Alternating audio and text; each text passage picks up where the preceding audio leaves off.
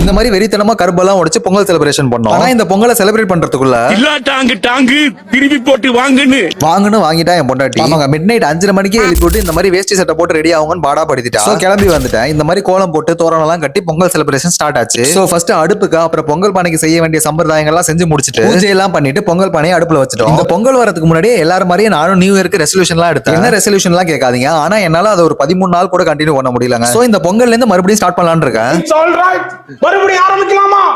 பொங்கலுக்கு தேவையான விஷயத்தை எல்லாம் பானையில போட்டுட்டு பொங்கல் பொங்கறதுக்காக ரொம்ப நேரமா இந்த மாதிரி வெயிட் பண்ணிட்டு இருந்தோம். ஆனா கொஞ்ச நேரத்திலேயே இந்த மாதிரி பொங்கிட்டாங்க. சோ பொங்கலோ பொங்கல்னு 2 வாட்டி சத்தத்தை போட்டுட்டு நம்ம கடமைக்கு 2 வாட்டி கிண்டுவோம்னு சொல்லி கரண்டியை வாங்கி நானும் கிட்ட ஆரம்பிச்சிட்டேன். உண்மையா சொல்லணும்னா சக்கரை பொங்கல் எனக்கு பிடிக்காது. என்ன மாதிரியே நீங்களும் இந்த முந்திரி திராட்சைக்காக தான் இந்த பொங்கல் சாப்பிடுறீங்கன்னா மறக்காம சேனலை சப்ஸ்கிரைப் பண்ணிக்கோங்க. அது எப்படின்னு தெரியல, மத்த நாள்லாம் சாமிக்கு ஒரு ஹாய் கூட சொல்ல மாட்டேன். ஆனா பொங்கல் தீபாவளின்னு வந்துட்டா பாட்டா பாடி சாமி கும்பிடுவேன். நமச்சிவாயத்தை நான் மறவேனே.